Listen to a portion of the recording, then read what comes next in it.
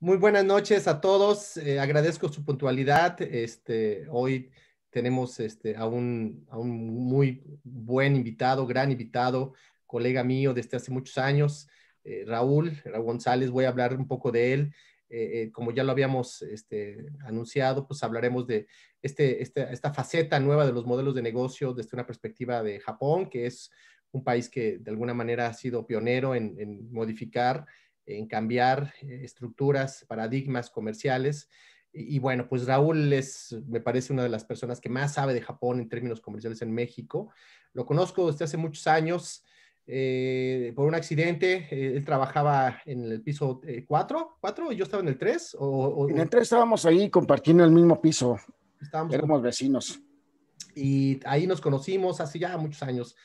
Cuando yo trabajaba en esta multinacional japonesa Sojitz, y él estaba bueno, sigue estando en Jetro. Entonces desde ahí empezamos a compartir muchas cosas, pero él no se acuerda. Cuando yo era estudiante, también lo fui a ver, pero bueno, pues lo van a ver muchos estudiantes y pues no se acordaba de mí. Entonces, pues, nos hicimos muy buenos amigos y aquí está con nosotros. Voy a leer una pequeña, pues muy pequeña, reseña de Raúl. Pues él, igual que un servidor egresado de la Universidad Nacional Autónoma de México, estudió en AFES Aragón, egresado de la carrera de Relaciones Internacionales. Entró a trabajar en el 82. Imagínense qué experiencia tiene este hombre en Jetro. Jetro es el Japan External Trade Organization, que es pues el mecanismo, el organismo japonés que se encarga pues de planchar todos los proyectos en el exterior, comerciales, inversión, etcétera, ¿no? Y pues lleva más de 37 años laborando en Jetro, donde ha participado en diferentes proyectos de promoción. Ahí es encargado de director de proyectos y relaciones interinstitucionales, perdón, y director para Centroamérica y el Caribe. Ha trabajado, repito, en un montón de industrias y en la parte comercial de empresas japonesas en México, y en programas de promoción de la tecnología japonesa para la eficiencia y ahorro de energía, conjuntamente con entidades de gobierno mexicano, casi todas, y organismos privados relacionados con temas energéticos. Como conferencista, ha participado en diversos foros relacionados a la actividad de la promoción comercial y de inversión de Japón con México y otros países del área de América Latina y el Caribe. Temas como exportar a Japón, relaciones comerciales, programas de desarrollo de negocios. Asimismo, ha participado en proyectos de localización de la industria para proyectos de inversión de las empresas japonesas, y ha promovido el desarrollo de nuevos negocios de empresas japonesas en México, el Caribe y Centroamérica. Conoce muy bien la parte comercial. Bueno, no es la única, conoce muchas áreas, pues mi querido colega.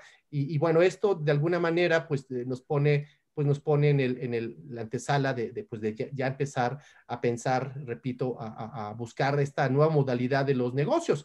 Y Raúl, repito, pues es la persona indicada que nos puede dar pues esa facilidad, esa luz de entender hacia dónde van las transacciones comerciales con ese país, cuáles son la parte de la ejecución. Hay cosas que en algunos momentos no se comentan, pero bueno, Raúl, estoy seguro que nos dé la pauta para entender ese tipo de situaciones. Entonces, Raúl, sin mayor preámbulo, Gracias. te doy la palabra. Gracias, como siempre, yo muy agradecido contigo por la oportunidad, por darnos pues un espacio de tu tiempo, por compartir tu conocimiento de tantos años, y realmente te lo agradezco de corazón. Adelante, Raúl. Ya sabes más o menos cómo es el programa. Tenemos 45, una hora. Después los alumnos te harán una serie de preguntas, y esas preguntas pues estarán relacionadas con la clase y el tema de nosotros. Adelante, Raúl, Claro. si eres tan gentil. Hola, buenas tardes a todos, un placer conocerlos. Me encanta pues tener una interactividad con la academia también. Todavía no ha sido mi fuerte dedicarme a la academia, como saben ustedes, pues sí he dedicado muchos años a este trabajo.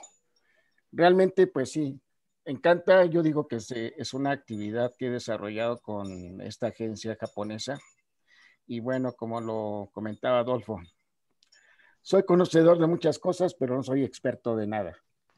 Entonces, esta actividad pues me ha dado la oportunidad de conocer varios ramos, varias áreas, varios sectores, varios tipos de industrias, desde la minería, la industria del hierro y el acero, la industria aeronáutica, el sector agroindustrial, la agricultura y bueno, infinidad de sectores en donde las empresas japonesas obviamente siempre han marcado un gran interés, tanto en invertir como en llevar a cabo actividades comerciales entre México y Japón. Hoy por hoy, creo que nos estamos enfrentando a una nueva etapa que nadie se esperaba, nadie pensaba cómo iban a trabajar las empresas, cómo iban a desempeñarse, cuál es la estrategia que iban a poner en marcha frente a este tipo de pandemias que están hoy por hoy tocando, están afectando la economía a nivel mundial. Pero hay que tener en consideración que pues la actividad ya y la idiosincrasia de la gente japonesa, de los japoneses, pues obviamente han marcado siempre y han basado su economía en base al comercio internacional y al desarrollo tecnológico.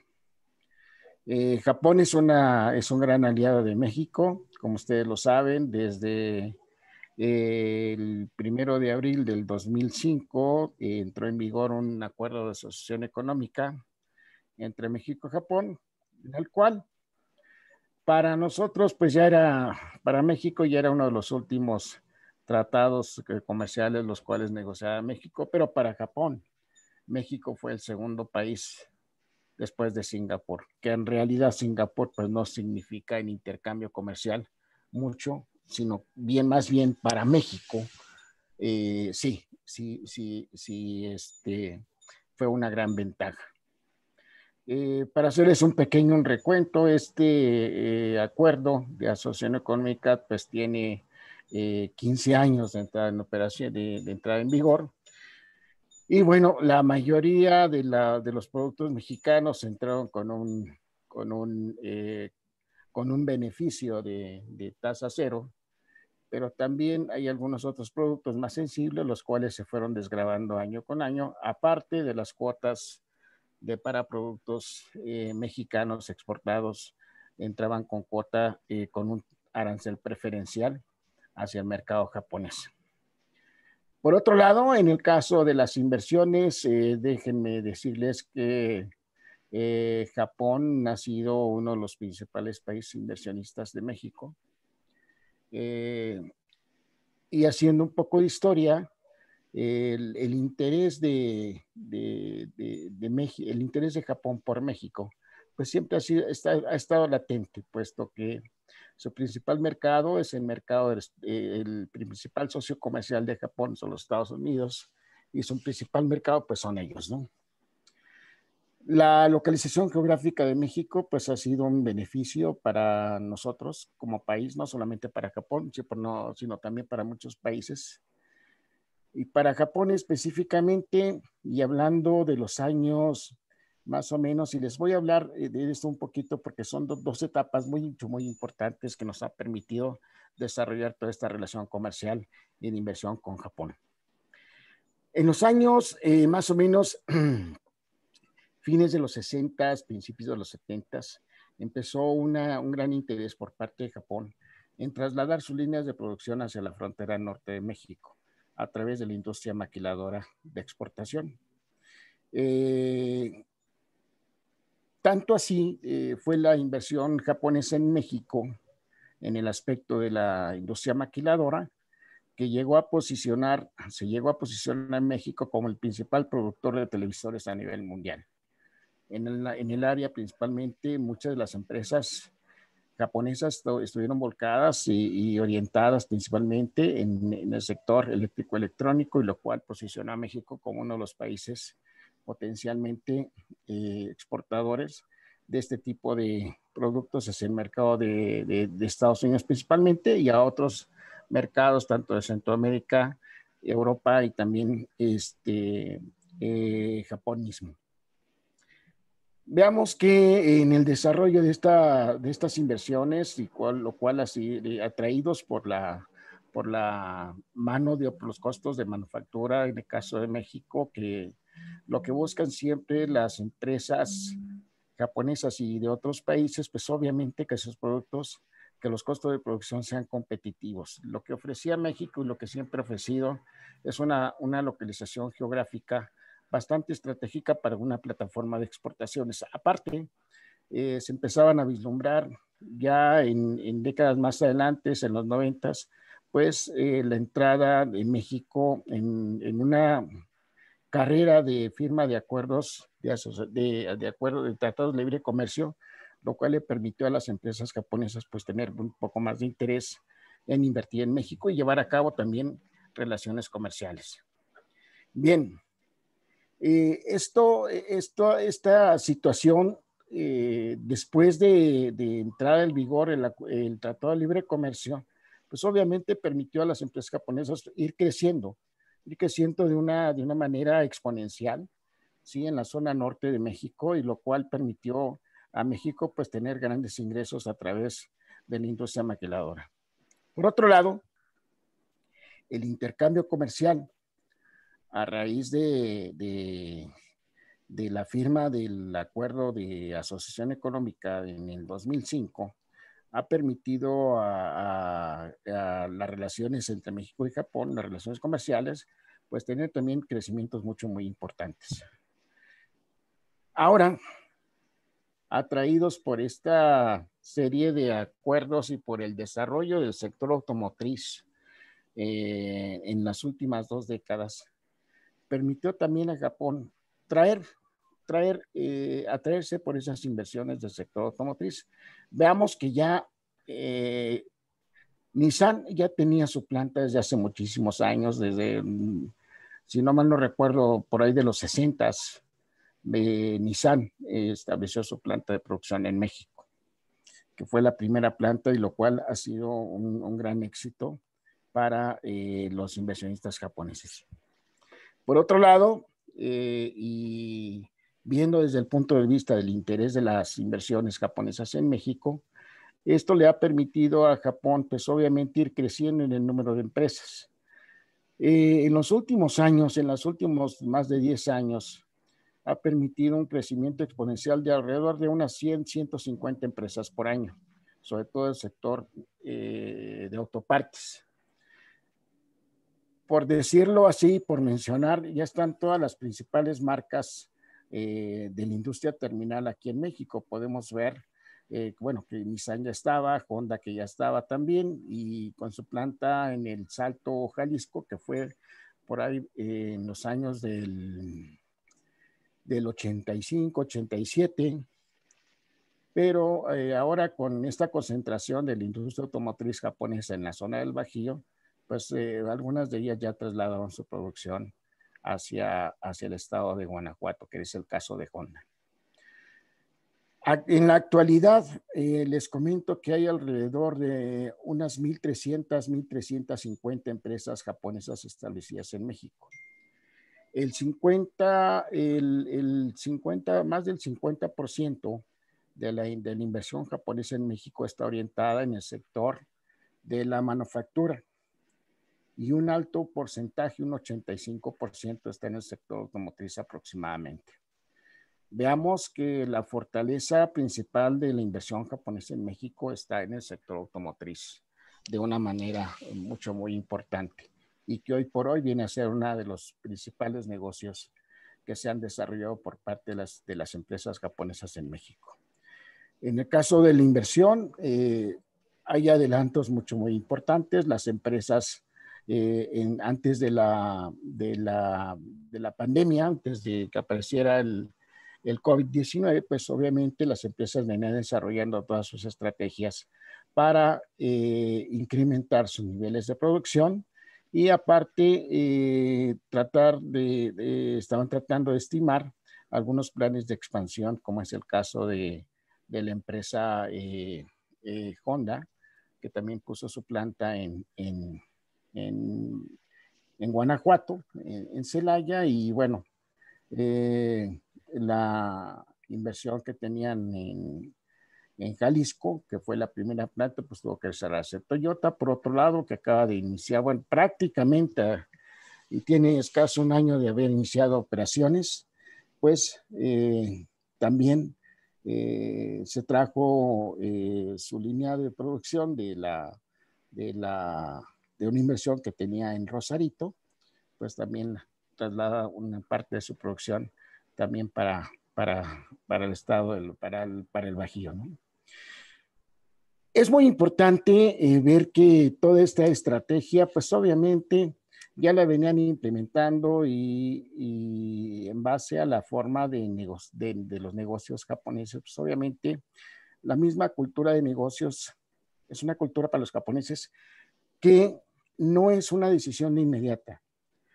Creo que la idiosincrasia y la cultura de negocios japoneses obviamente deja entrever que mientras pienses mejor los proyectos, mientras más sean planeados, pues va a obtener mejores resultados. Hay una anécdota que dicen que en reuniones que he estado de negocios, eh, normalmente la parte japonesa siempre escucha, traen su propio sistema, viene un grupo de 10, 15, 20 personas de la empresa, se juntan con la contraparte y empiezan a ver cuáles son los detalles de un proyecto que quieran realizar en México. Y pues se van con la tarea, se regresan con la tarea, no se toma ninguna decisión en ese momento y hacen su tarea regresando a Japón y obviamente van escalando decisiones porque las decisiones se toman en casa. Muchas que quieren llevar a cabo negocios con las empresas japonesas dicen, oye, es que los japoneses se tardan mucho en decidir. Pues sí, realmente se tardan mucho en decidir porque realmente son empresas que buscan una relación a largo plazo. Yo les digo que una relación de negocios con las empresas japonesas es algo así como el inicio de un matrimonio, ¿no? Un matrimonio, si ustedes, no sé, tal vez alguno de ustedes esté casado o no esté casado, pues no, qué fortuna. Pero es cierto que cuando una persona se va a casar, ¿sí? Si eres hombre, obviamente pues tienes que ver la familia de donde viene la mujer, bueno, que tenga buenas costumbres, que tenga cierto desarrollo, digo, en este caso de ustedes, cierto desarrollo profesional, etcétera, etcétera, y que tenga misiones de seguir y de crecer, ¿no? Por otro lado, pues las mujeres que esperan del hombre, ¿no? Pues también que tenga iniciativa, obviamente que sea guapo, que sea decidido, que sea colaborativo, que tenga un buen ingreso económico, que sea un nivel profesional, pues también equiparable al de la mujer. Y obviamente, pues ahí va uno arreglando y va uno consensando de qué manera se puede uno acoplar como una pareja, ¿no? Como un negocio. Como un matrimonio, ¿no? Una vez que los dos están convencidos, pues adelante, llegan y concluyen con la firma de un contrato, que es el acta de matrimonio, ¿no? Y así es. ¿Por qué? Porque lo que espera uno, o lo que espera esa pareja es tener una relación a largo plazo, o una relación de por vida, ¿no? Sin embargo, en otros ambientes de negocios en Estados Unidos o Europa, pues las decisiones se toman de inmediato y creo que muchas de las veces pues son temporales, ¿no? Y en el caso de Japón, no, son más estables y por eso mucha gente dice que, bueno, sí, hacer negocio con los japoneses pues te da cierta certidumbre, ¿no? Pero bueno, hay algunas veces que la excepción confirma la regla, pero bueno, no es el general. Entonces, las relaciones que se ha establecido Japón en México, pues han sido de gran valor, de gran impacto y obviamente que han dejado, que han contribuido al crecimiento económico de México. Por otro lado, esto que les acabo de comentar es en el aspecto de la inversión. Por otro lado, en el aspecto de las relaciones comerciales, se han desarrollado ciertos sectores, sobre todo en el sector En el sector primario, en el sector agrícola, pues somos grandes exportadores. México es un principal proveedor de algunos productos del campo, así también como en el caso de la agroindustria, México es uno de los principales proveedores para el mercado japonés. Y hablemos, digamos, por mencionar algunos productos, en el caso de la carne de cerdo congelada, pues obviamente México es el principal proveedor de carne de res, de cerdo, sí, también de carne de res y algunas otras vísceras y algunos otros productos. En el caso de productos del campo, pues México es proveedor de mangos, aguacates, las berries. México en los últimos años ha sido un gran proveedor para el mercado japonés. Pero ¿cuál ha sido este aspecto muy importante y que lo he visto en el aspecto de crecimiento de la promoción por parte de agencias?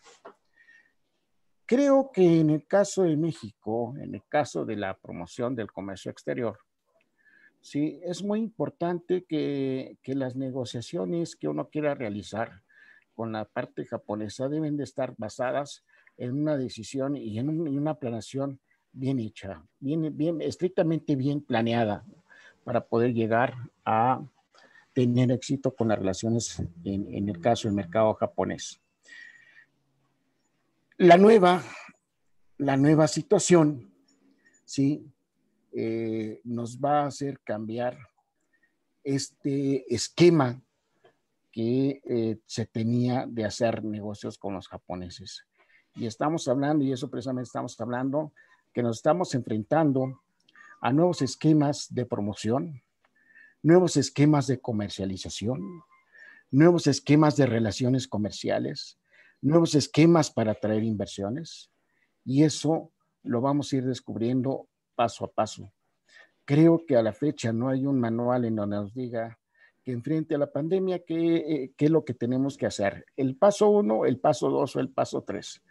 Creo que mucho de lo que estamos haciendo ahora ante este nuevo esquema de relaciones, de promoción de relaciones comerciales e inversión, creo que tenemos que poner mucho nosotros de nuestra inteligencia, de nuestra inventiva, de nuestra iniciativa y de nuestros conocimientos tecnológicos. Ahora, en el caso de Japón, en el caso en materia comercial, la mayoría, por no decir casi todas las exposiciones se cancelaron. Japón, y tal vez coincida Adolfo con mi criterio, los japoneses no eran muy dados a esto de las videoconferencias, ¿no? Es algo que dentro de la cultura japonesa hay una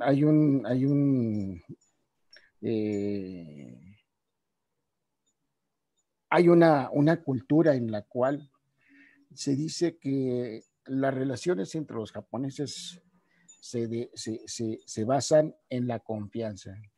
Y en la confianza se establece desde tratar de persona a persona. Los japoneses son una sociedad, una cultura de negocios muy, muy cercana y de estrechamiento, principalmente de amistad.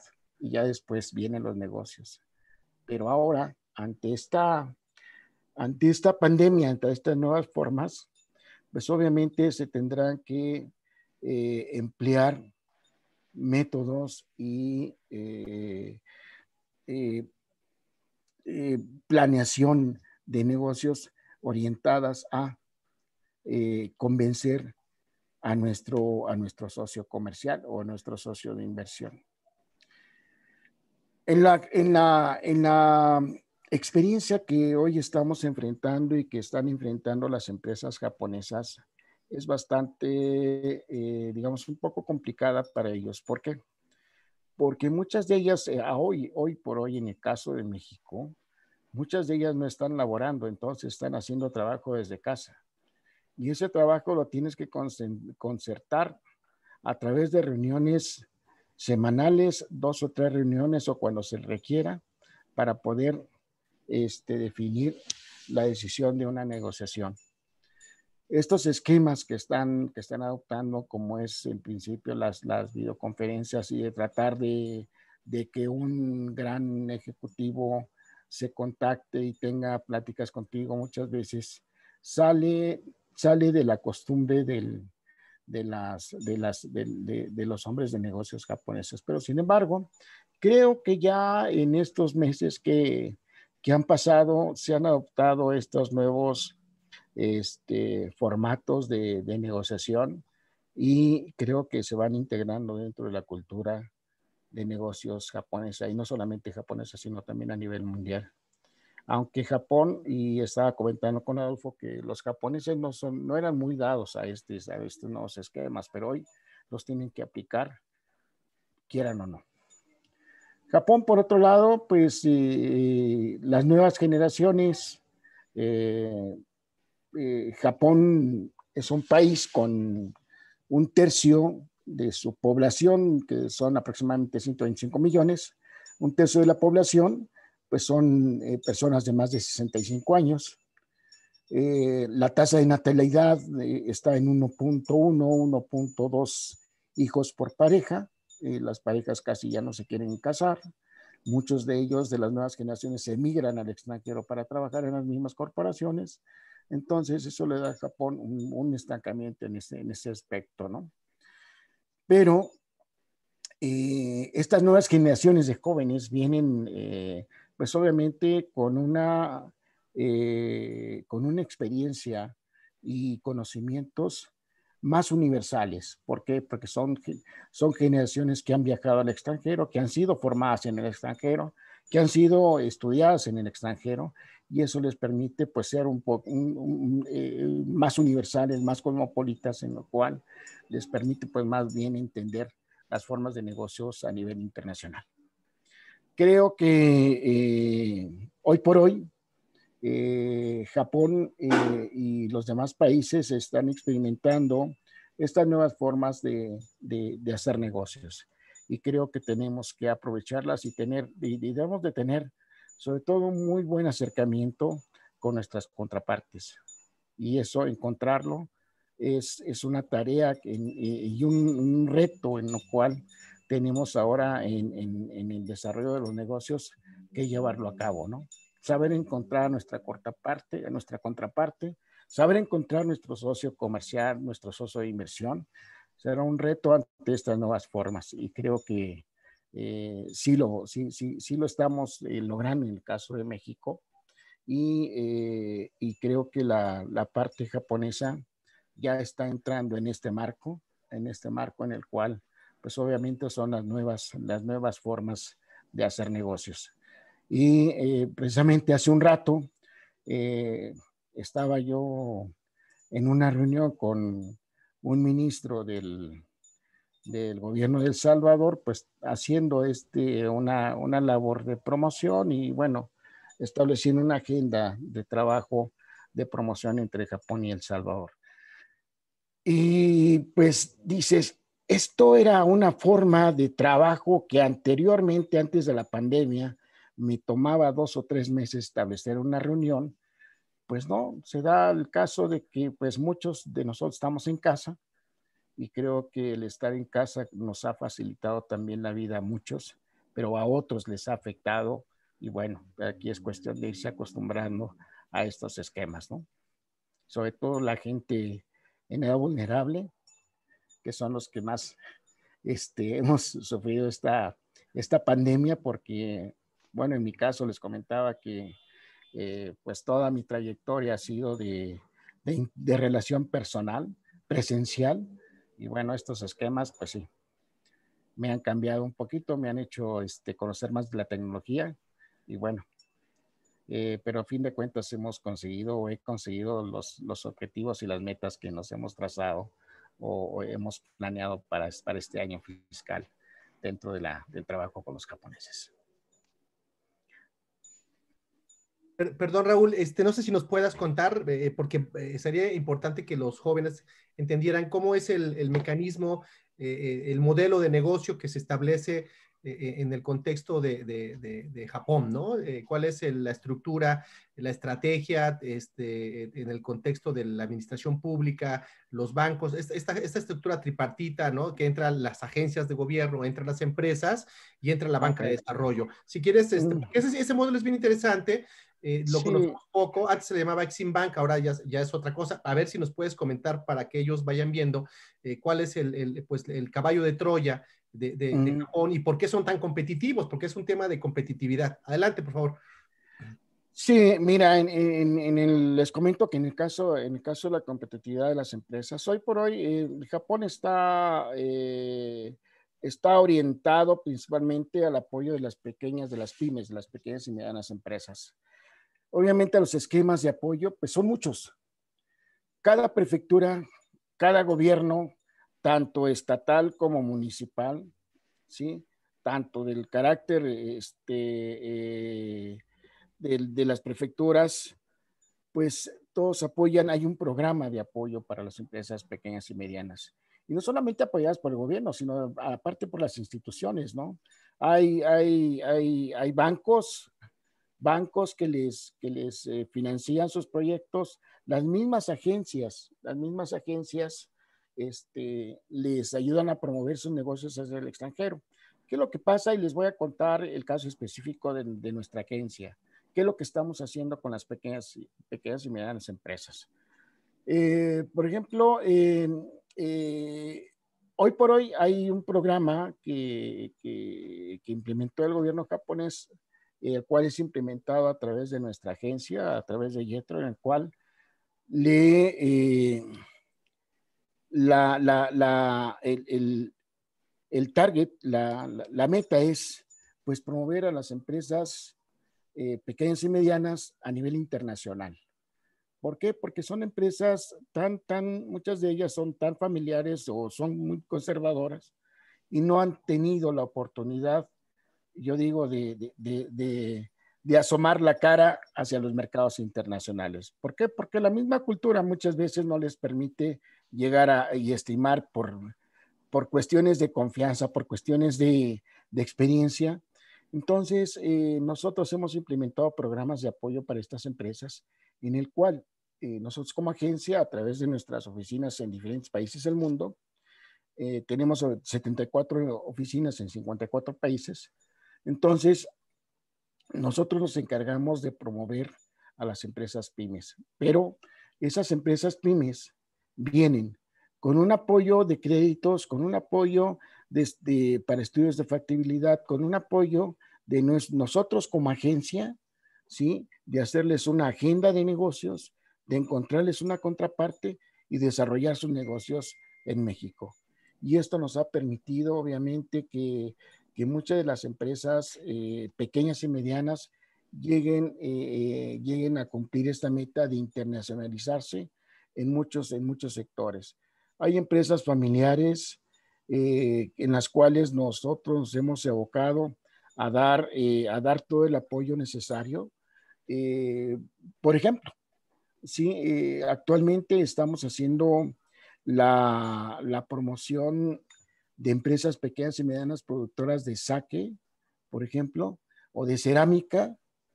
Y lo que estamos haciendo webinars, pero a nivel mundial, estamos haciendo webinars, estamos haciendo encuentros de negocios virtuales y nosotros nos encargamos a buscar la contraparte aquí en México, ¿no? Y las otras oficinas de Yetro a buscar los compradores en otras partes del mundo. Y esto es todo un programa y un programa estratégico para las empresas japonesas disponible. ¿Por qué? Porque sí tienen el apoyo necesario, tanto financiero como de promoción por parte de las agencias como nosotros como Yetro, ¿no? Ese apoyo financiero lo da, es un fondo perdido, es un fondo revolvente. ¿Cómo? Eh, algunos son a fondo perdido, sí, fondo perdido y los fondos para la promoción, pues esos ya van incluidos dentro del mismo apoyo que se le da a las empresas japonesas, ¿no? Y, oye, y tienen ustedes un contacto estrecho con las cámaras, ¿no? Hay una cámara japonesa de Sí, comercio e industria, está el Kinkarden o el Kinkerden o El no sé. Keidanren. Keidanren. Keidanren, ¿Cómo sí. funciona eso, Raúl? Mira, el Keidanren pues es algo así como la CONCAMIN, la Confederación Nacional de Cámaras Industriales y de Comercio en México, de Cámaras Industriales en México. El Keidanren viene a ser el homólogo en el caso de Japón, que también cuenta con una relación muy estrecha con las agencias, ¿sí? Como iniciativa privada. Hay asociaciones de pequeños empresarios, pequeños y medianos empresarios de diferentes sectores, pero así también hay organismos que también apoyan la actividad y la promoción de estas empresas pequeñas y medianas, no solamente a nivel local, sino a nivel internacional. Oye, Raúl, ¿y cómo seleccionan los rubros para poder atacar los diferentes mercados? No es algo por generación espontánea, ¿no? Me parece que hay un proceso de localización, de competitividad, o cómo funciona. Mira, hay dos sectores ahorita, por ejemplo, dos sectores muy importantes. Uno es el sector alimentos.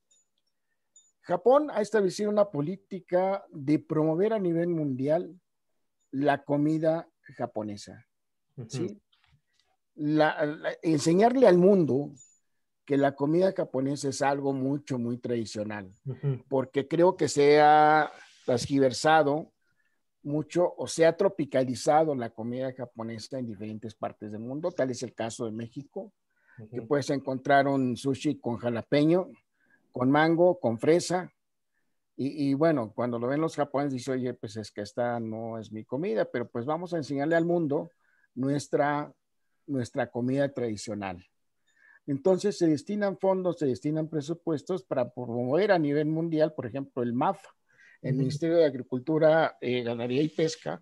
Ellos promueven, dedican cierto presupuesto para promover a nivel mundial los alimentos japoneses.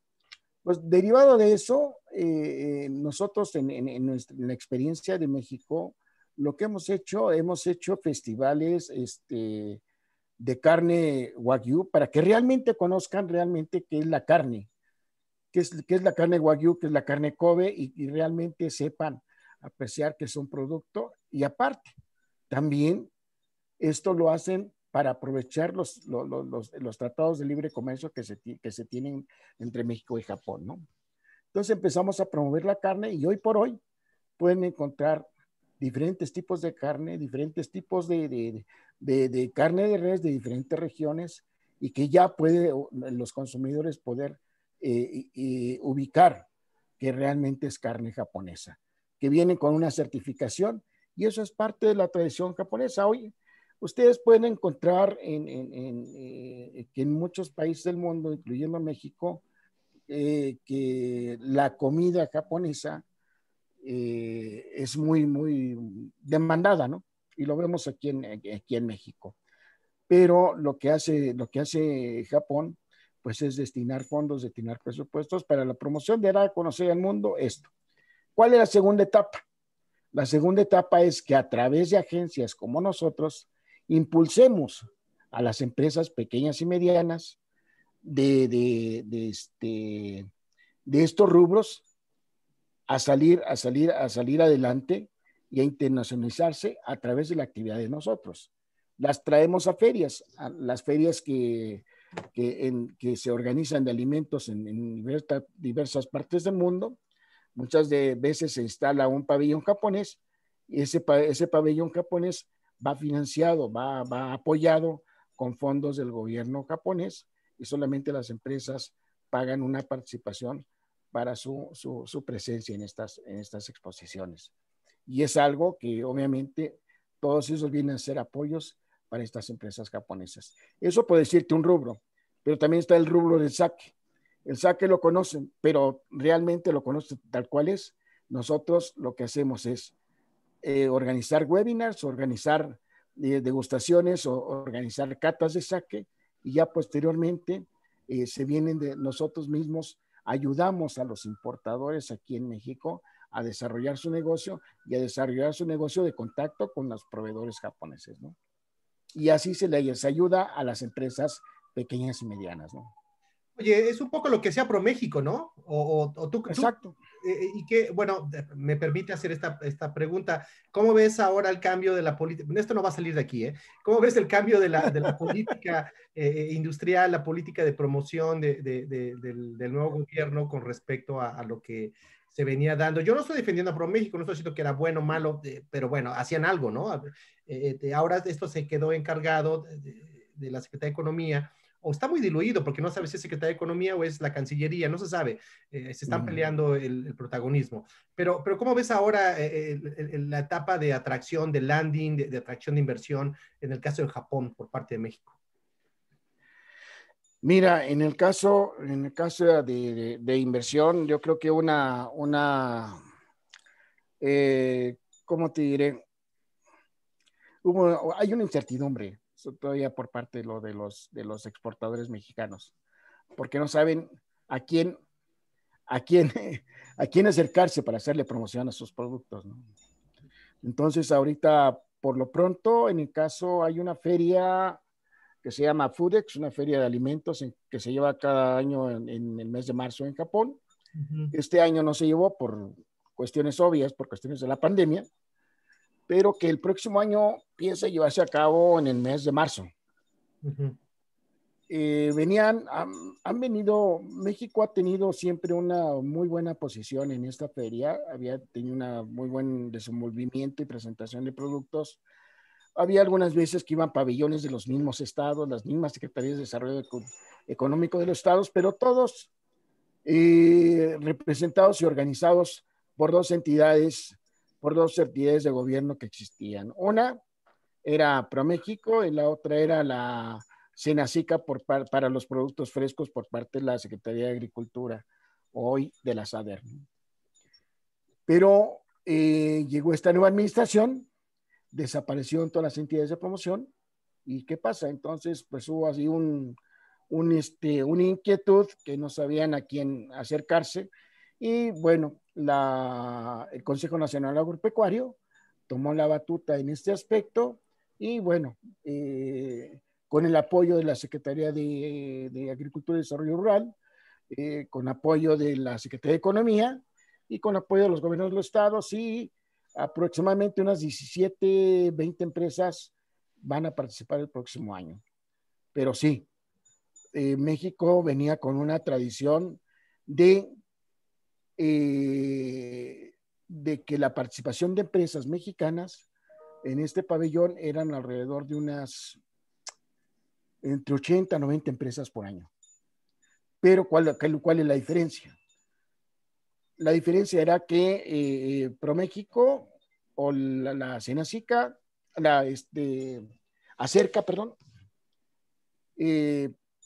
les pagaban el envío de muestras a un 75%, les organizaban toda la promoción y les daban el stand gratuito, ¿no? Por hoy, tienen que pagar cada expositor todo lo necesario para su participación de su propio bolsillo, ¿no? ¿Cuánto es más o menos, antes de dar la palabra a los alumnos para que vean cuánto cuesta una feria? Pues en términos generales ha de costar como unos entre 6,000 y 8,000 dólares un stand de 3x3. Y aparte los gastos Aparte, sí, aparte avión y hospedaje y todo eso, envío de muestras, no sé, pero no número. sé, unos 10,000 dólares aproximadamente, yo creo. Muy bien. Oye, pues ya no quiero hablar yo, quiero dar la palabra. Está Diana Robles. Si te parece, Raúl, gracias, Raúl, por la plática. Ahora viene la parte de la carnita. Yo creo que muchos de nosotros tenemos preguntas, demasiadas preguntas. Ya di pauta para encaminar los temas, la discusión hacia ciertas discusiones. Entonces vamos a dar la palabra vamos con Diana y luego vamos con Ignacio. Y bueno, no sé si hay alguien más que quiera sumar. Adelante, por favor, Diana. Gracias, pues primero que nada, muchas gracias por darnos este espacio, por regalarnos tu tiempo y regalarnos todo el conocimiento que nos estás dando, ¿no? Y la verdad son muchísimas preguntas las que tengo. creo que es muy interesante el tema, pero creo que la más importante sería si hay algún plan de desarrollo en este tipo de etapas que mencionabas, porque efectivamente en México se desarrolló programas similares de apoyo a las MIPYMES, desde la Secretaría de Economía, desde cuando estaba la subsecretaria para la pequeña y mediana empresa, y ya recientemente fue ProMéxico, pero Sí, claro. creo que algo tal vez que nos faltó es como este planificar, ¿no? Que seguramente no dudo que lo tengan del lado de Japón. Entonces, quisiera saber un poco sobre la planificación de estos programas, si tienen algún ciclo de vida o va como por camadas de sectores. No sé, Raúl, si fui clara con mi pregunta. Sí, como mira, hay sectores prioritarios. En el caso de Japón, son sectores prioritarios que obviamente las empresas pequeñas y medianas son muchas y obviamente el gobierno, todo empieza desde una planeación del gobierno, ¿sí? Ya después se va a los gobiernos de cada una de las prefecturas. Una prefectura es similar a un estado aquí en México, ¿no? Entonces, cada prefectura planea sus propios apoyos para estas empresas. Es algo planificado, es algo estructurado y de ahí van de la mano también las entidades financieras, como es el banco, Jevic. el JBIC, ¿sí? Que apoya a estas empresas en sus proyectos, no solamente inversión, sino en proyectos de exportación también. Pero sí existe una estructura bastante robusta para el apoyo a las pequeñas y medianas empresas. Pero hay como algún periodo de tiempo específico, o sea, entiendo que los llevan de la mano, ¿no? Desde que agarran, le Claro. dicen, primero voy a dar a conocer tu producto. Después de que yo lo di a conocer, te voy a ayudar a encontrar compradores. Después de que ya te ayude a tener compradores, te voy a dar financiamiento. Después del financiamiento te doy otra parte para que crezca tu negocio. ¿Hay algún plazo de tiempo aproximado, a lo mejor por sectores? Yo sé que es bien difícil determinarlo por una empresa, pero sí lo traen así mapeado o... Sí, mira, realmente se van haciendo estos programas. Realmente cuando la empresa ya realmente empieza a alcanzar su éxito, ¿no? En los mercados internacionales. Porque no es solamente un mercado hacia donde los dirigimos, ¿no? Nos dirigimos a todos los mercados en cualquier parte del país donde esté ubicada nuestras oficinas, ¿no? Entonces, las empresas mientras van escalando éxitos, pues obviamente llega el momento en que, no sé exactamente, pero si gustas te puedo dar esta información ya más en papel, ¿sí? De cómo están estructurados estos programas de apoyo a las pequeñas y medianas empresas. Pero obviamente tienen que ir, se van escalando por casos ya de éxito que va uno concluyendo en cada uno de los países, ¿no?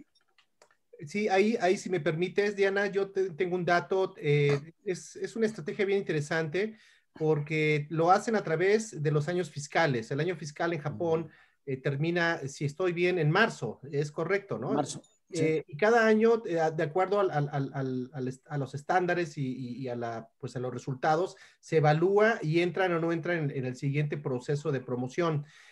Cuando se van haciendo más sofisticadas y necesitan, cuando ya pasaron el estudio de factibilidad, cuando ya pasaron pues los contactos y empiezan a vender, si necesitan financiamiento, está este banco que se llama el Banco Japonés de Desarrollo, el JBIC, y también está algunos bancos que tienen pues, préstamos muy suaves, ¿no? Y hay otras agencias que es dependiendo si es un programa de cooperación en el contexto de la ayuda oficial para el desarrollo, entra lo que es JICA, que es la Agencia de Cooperación Internacional de Japón, que también ellos tienen fondos a fondo perdido para la promoción. Y lo hacen a través pues pues de esta ayuda atada, ¿no? Entonces, básicamente, lo que yo conozco cuando trabajaba con ellos, así funcionaba y había a veces un pool de inversionistas, no necesariamente de las pymes, sino las empresas grandotas, las Sogoshosha, de las que ya les he hablado. Esas empresas pueden hacer alianzas estratégicas y firmar socios mexicanos y se hacen pues las famosas triangulaciones de inversión, ¿no? Se hace el pool, la empresa japonesa pone un dinero, la empresa mexicana en caso de que necesiten expandirse pone otro tanto y la pyme pues ya va cobijada por parte de su capital de riesgo y por supuesto también de la inversión de los japoneses. No hay tiempo, es que eso tiene que ver mucho con la relación que tienen con el tiempo y la duración de los negocios. No hay tiempo, pueden ser 5, pueden ser 4 años, pueden ser 2 años, no son estos programas sectoriales mexicanos, ¿no? Que te doy 6 meses y ahí todo. Y ese es el problema que hay, ¿verdad, Raúl? Ese es el problema de nosotros, que lo queremos a 6 meses y acá no, hay una pequeña diferencia. No sé si respondí, Diana, o complementé lo que dijo Raúl. Sí, claro, y creo que es bien importante, ¿no? Que esta parte que dicen que a lo mejor no hay este periodo de tiempo, pero hay un seguimiento completo. El problema justo en México Claro. creo que ha sido eso, ¿no? O sea, que va quedando como a la mitad cada apoyo y cada proceso justo por un tema de revisión, ¿no? Porque quieren ver ya resultados en un año y que todo cambió y tienes 20,000 empleos y Sí. miles de millones de dólares de ganancia. Va, muchísimas gracias. Gracias, Raúl. No, a ti. No, de Adelante, nada. vamos con Ignacio y luego con Miguel, por favor, jóvenes. Gracias. Sí, igual no es, bueno, ya creo que mucho, ya lo preguntaste, Adolfo, No, pero adelante, por favor. nada más para pues ahora sí que como entender un poco el contexto, ¿no? Eh, ya hablamos acerca de que México ha tenido cayendo en términos de inversión, ¿no? En términos generales, ¿no?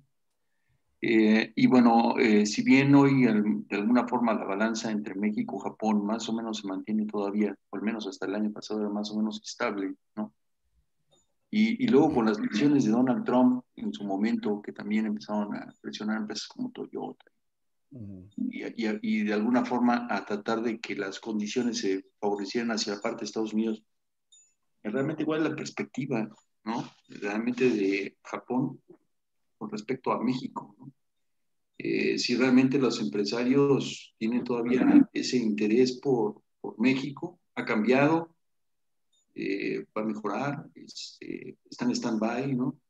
En espera, de entender un poco, ¿no? Es que Japón está esperando, o qué está esperando en México. Sí, mira, en este caso te voy a comentar.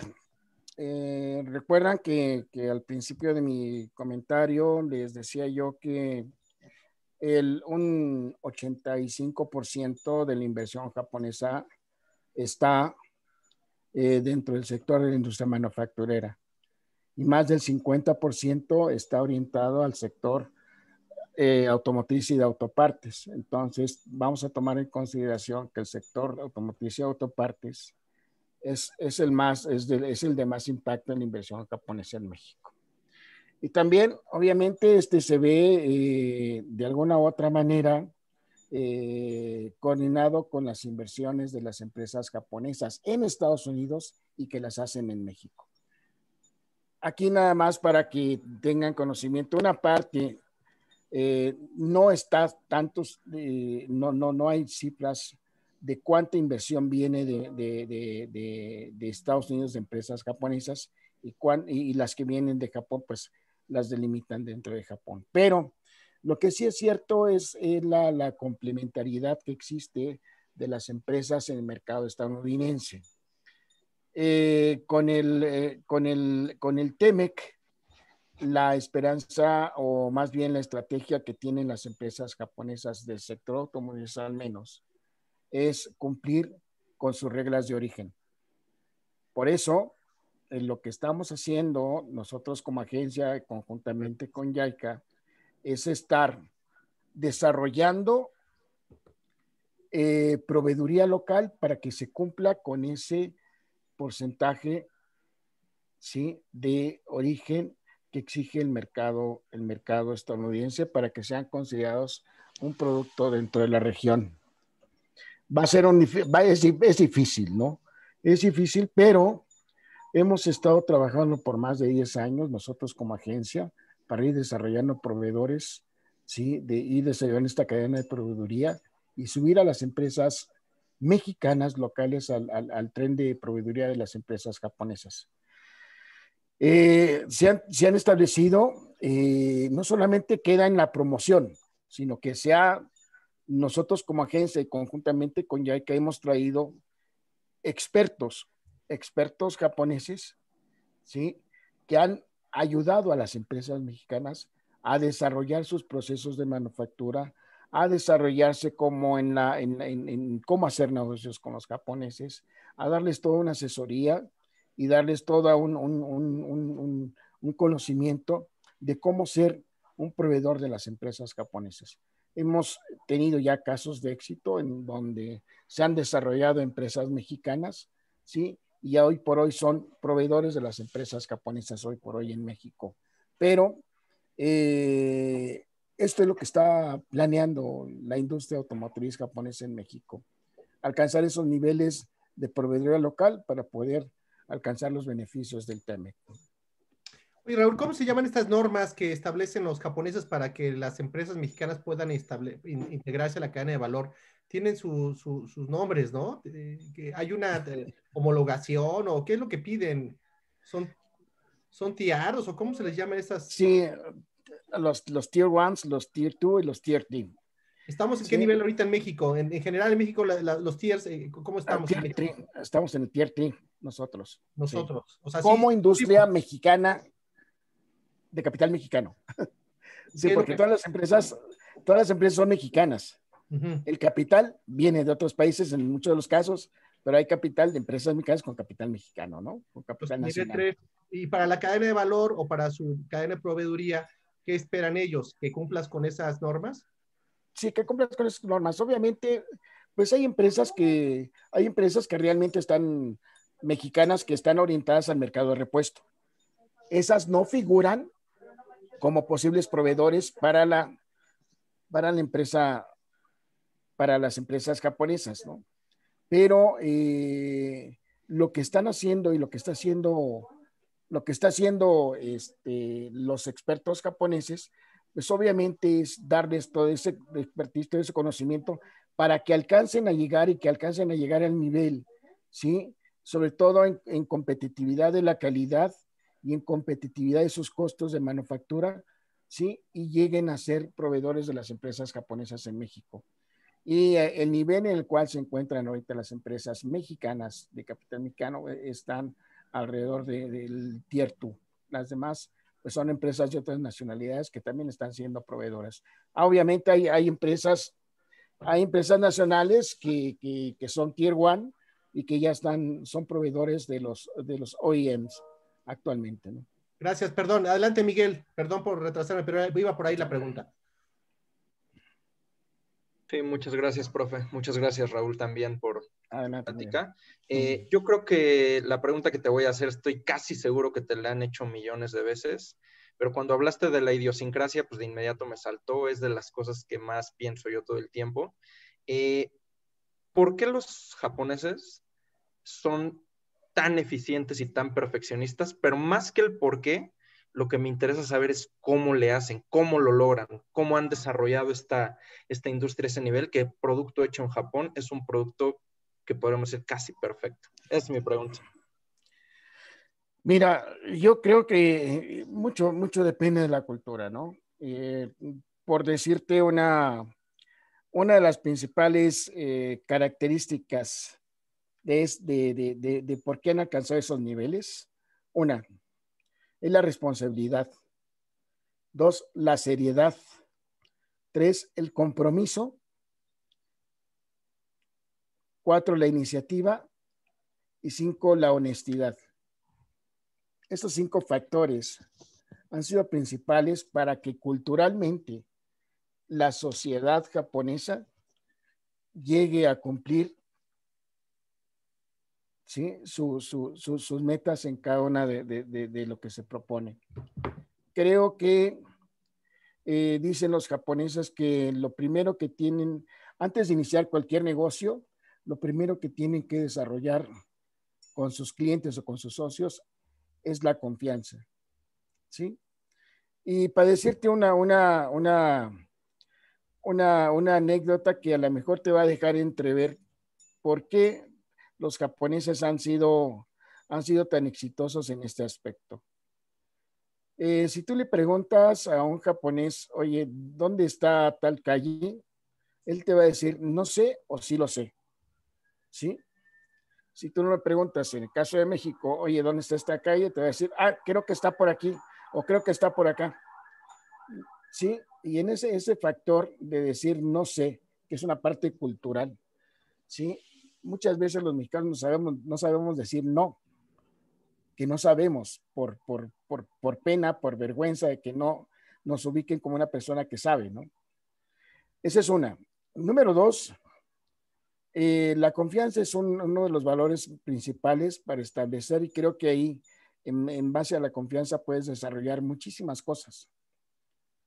La honestidad, la lealtad y el compromiso con la sociedad o con las gentes o con tu trabajo o con los negocios es parte primordial para alcanzar el éxito, ¿no?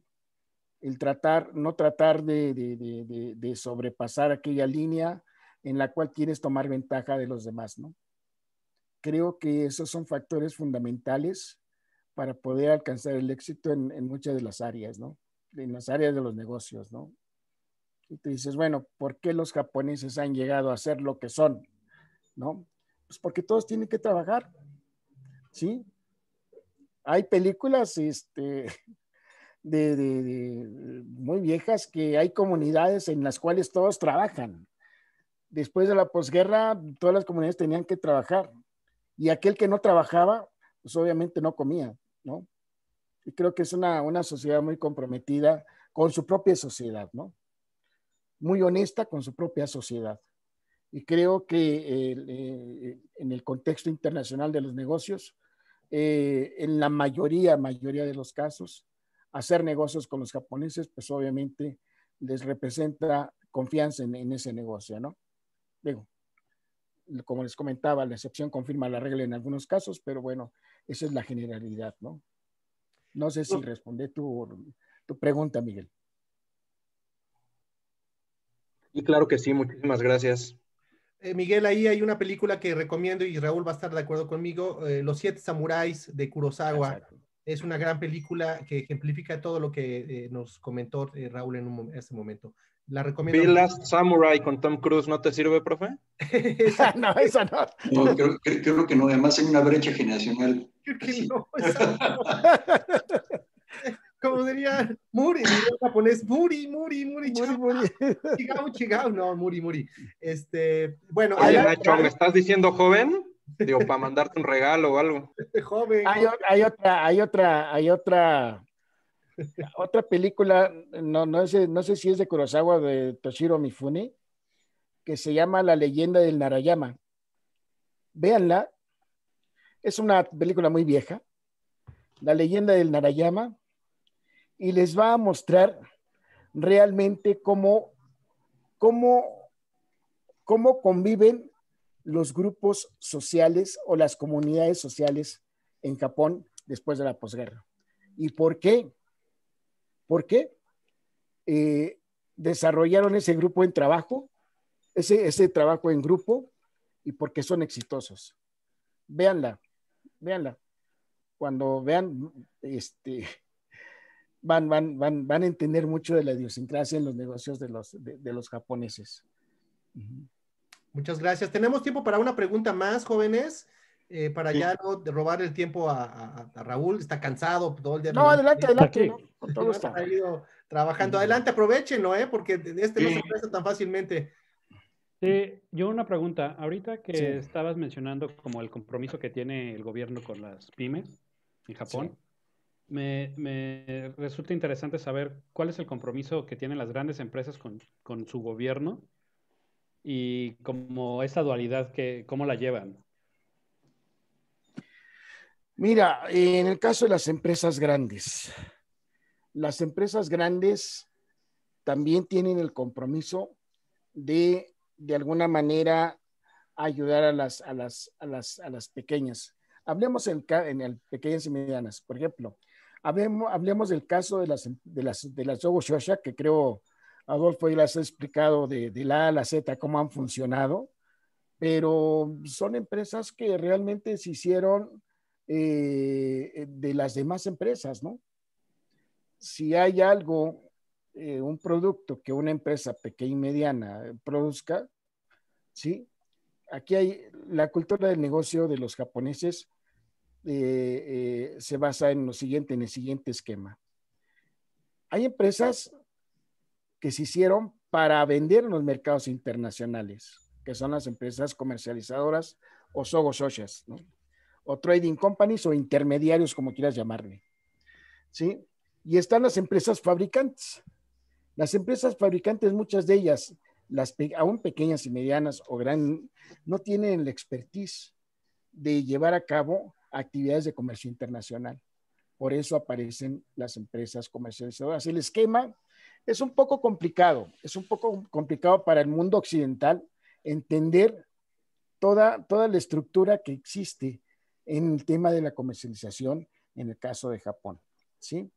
Muchas veces dices, bueno, pues hay un intermediario, hay un segundo intermediario y hay un cuarto intermediario que influye dentro de la comercialización de algún producto de las empresas. Pero esta relación entre las empresas grandes y las empresas pequeñas se da de una manera en que pues cada quien es experto en su materia. Te encontrarás en Japón que hay empresas fabricantes, pero que a la hora de que tú les vas a comprar, te van a decir, ¿sabes qué?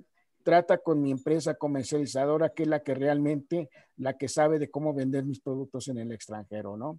Y creo que ahí existe ya una relación mutua de ayuda para el desarrollo, ¿sí?, del comercio internacional de estas empresas a través de la expertise de las empresas comercializadoras, ¿no? Sí, gracias. Pero a lo que me refería es, por ejemplo, está el caso de Sony, que cuando recién se crea su instituto, su acta constitutiva, creo, precisamente dice volver a Japón otra vez grande. No sé si te sabes el caso. No, a ver. Sí, o sea, la empresa Sony. Sí. O Que sea, ahora ya me llamaba mucho la atención, cómo es que desde la concepción de la empresa, el japonés ya tenía la idea de participar en el país y crear un mejor país. Sí, mira, las empresas japonesas y, bueno, la misma cultura de los negocios japoneses, sí, son muy nacionalistas. Esa es una parte muy importante de los japoneses. Ser nacionalistas y luchar por su país. Las empresas hacen lo mismo. Si un japonés si hay un producto hecho en China y un producto hecho en Japón, tenlo por seguro que los japoneses van a comprar el japonés, ¿sí? Entonces, la misma sociedad apoya el consumo de lo producido en Japón, ¿sí? Entonces, comprar productos Sony, pues obviamente hace más grande a Japón porque fortalece la estructura misma de las empresas japonesas, ¿no? En ese aspecto, creo que ese nacionalismo ha llevado a las empresas a México, ha llevado a esas mismas empresas japonesas, pues obviamente a tener éxito en los mercados internacionales y obviamente los japoneses, sí, optar por una decisión de la compra de sus mismos productos hechos en su país, ¿no? Muy bien, gracias. Arturo, perdón, Ignacio, adelante, tenemos tiempo todavía, unos minutos. Es una pregunta, ejemplo. Si yo tengo la intención de traerme, un ejemplo, noodles, ¿no? ¿Qué, perdón? Noodles, los espaguetis. Sí. Y que de ahí bueno, una gran variedad y que pues aquí en México pues nada que ver, ¿no? Claro. ¿Cuáles deberían ser los primeros pasos que iba a seguir como para iniciar una relación, contactar y ver qué se puede hacer con esto? Mira, lo primero que tienes que hacer es acercarte a una agencia como la de nosotros para que te dé la información. Una vez que tengas la información, te pones en contacto con estas empresas exportadoras o fabricantes de noodles. Y de ahí, obviamente, va a empezar una interrelación entre tú y la empresa japonesa. Dependiendo de los niveles de compra, te va a decir la empresa japonesa, ok, yo te los vendo directamente, o si los volúmenes no son los que exige la empresa mínimos para exportar, te va a dirigir con algún distribuidor de él. Y ahí el distribuidor se va a poner en contacto o tú te pones en contacto con el distribuidor para comprarle la cantidad o el volumen que tú requieras, ¿no? Ahora, la facilidad de la comunicación no es como hace 20 o 30 años que tenías que enviar un telefax, que tal vez esas máquinas no las conocieron ustedes, Sí, las o un telex, que Sí, era sí. una máquina más vieja, pero ahora la tecnología es de una velocidad muchísimo más rápida, ¿no? Y eso es lo que tienes que hacer en principio, ¿no? Ahora, habrá empresas que te ofrezcan ya en volúmenes importantes, no solamente exportarte el noodle, sino exportarte el know-how, ¿sí? Para hacerlos aquí en tu país. Ajá. En donde vas a importar la receta, Y la donde vas a materia. importar la materia prima y la maquinaria, ¿no? Eso. Y te dan todo el paquete completo. Y si no, y si quieres tu marca propia, hay empresas que te fabricarían marca propia desde Japón hasta México. Y ese acompañamiento de, un ejemplo, de Jetro, ¿hasta dónde llega? Nada más hasta el punto de contacto y Hasta ya el después punto de de ahí. contacto, sí, porque como nosotros como agencia no nos permiten intervenir en un tipo de En ningún transacción tipo de. comercial. Ni tampoco asesoramientos. Asesoramiento, sí, te ¿Sí? vamos diciendo, sí. Ah, ok. Estamos diciendo, pero ya en la decisión de compra o de venta, ya ahí ya no te podemos asesorar, ¿no? Ya dependerá de cada una de las empresas de forma independiente. Ok, y bueno, pues no sé si afortunado o desafortunadamente sí conocí el Telex. Entonces, no lo usé, pero sí lo vi en la Defensa Nacional aquí en México, Ahora donde sí. se comunicaba el tema del clima. Entonces, Muy No, pues bien, muchas lo gracias. conocí. así hace un segundo, en el 85 nosotros utilizábamos el Telex, el día del sismo. El único Telex que funcionaba era el de nosotros. Y a través de esa cinta mágica, Sí, perforada, llegaban infinidad de preguntas de personas que estaban vivas o muertas. Y bueno, nos ayudó una máquina bastante eficiente, pero nos ayudó en ese momento. Muchas gracias, Raúl. Mario, gracias. tenemos tu pregunta. Adelante, Mario, por favor. Sí, muchas gracias, maestro. Muchas gracias, Raúl, por esta excelente No, plática. un placer estar La con verdad ustedes. me deja un panorama y una percepción de Japón muy buena, sobre todo tú que estás muy cercano a ellos. Veo la balanza comercial entre Japón y México y es una balanza comercial deficitaria, ¿no? Nosotros exportamos a Japón alrededor de 4.000 millones de dólares e importamos alrededor de 18.000 millones de dólares. Lo que nosotros exportamos, pues ya como lo dijiste, no es materia prima, carne, frutas, verduras, por ahí atún también, etcétera, ¿no? Sí. Y pues no son productos que tengan valor agregado, ¿no? Principalmente. Y en segunda, pues me gustaría saber qué es lo que importamos nosotros de Japón. Seguramente va a ser tecnología porque es un país altamente tecnológico.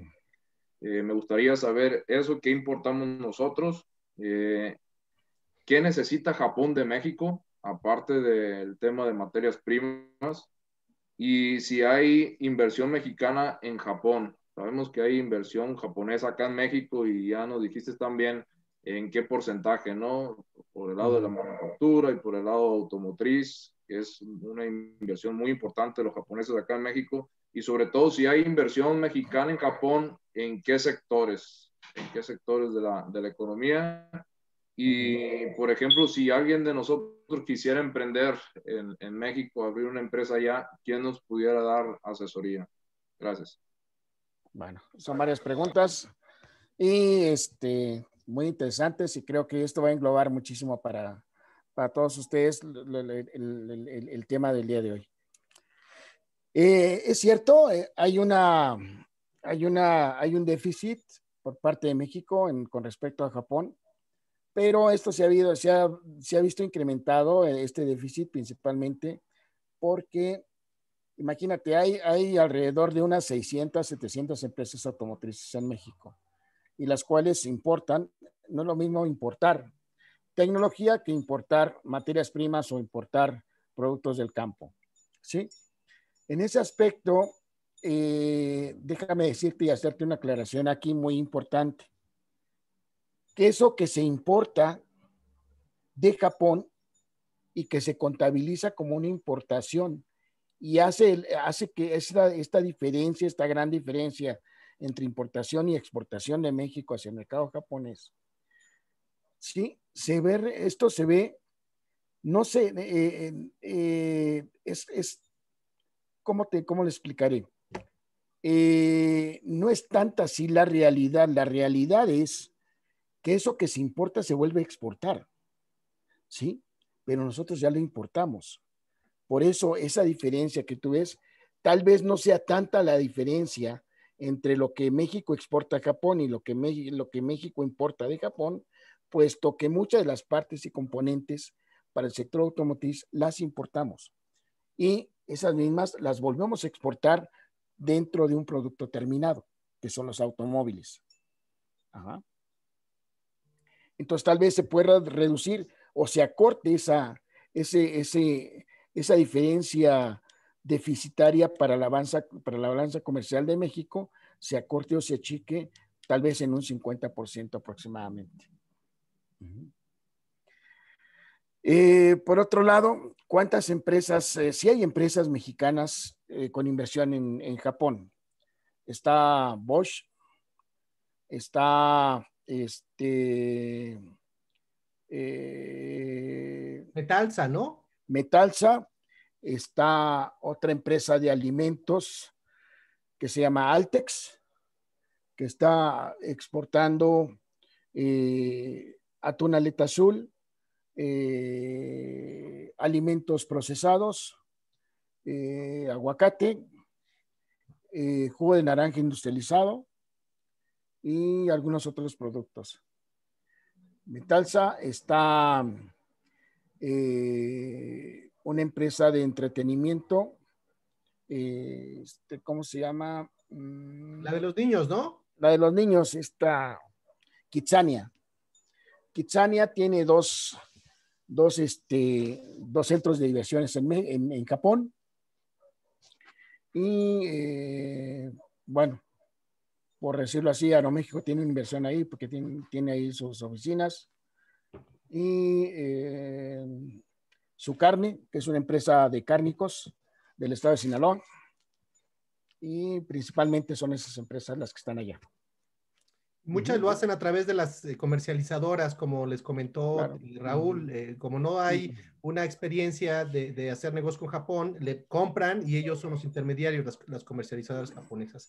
Muy claro. Bien. Muchas gracias, Raúl. ¿Alguien más? Si no, ya no queremos molestarte, Raúl. Muchas gracias. No, adelante. ¿Hay alguien más que tenga alguna duda, algún comentario final?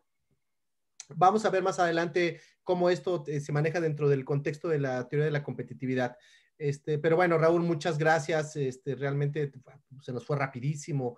Nos has dado muchas líneas de acción.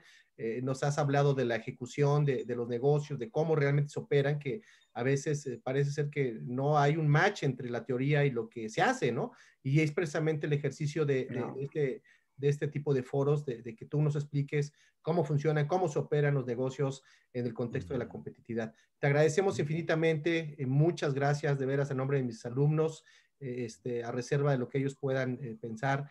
Creo que ha sido una estupenda plática, con mucho profesionalismo, con mucho conocimiento y sobre todo muy didáctica. Muchas gracias. No, gracias a todos ustedes, Adolfo, muchísimas gracias.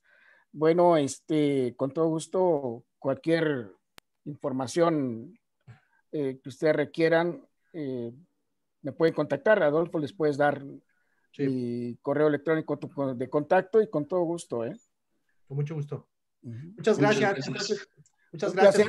Un placer estar con ustedes, hombre. Aplauso. Gracias, Raúl. Gracias. Hasta luego. Muy gracias. Gracias, Raúl. Hasta luego. Gracias. Raúl.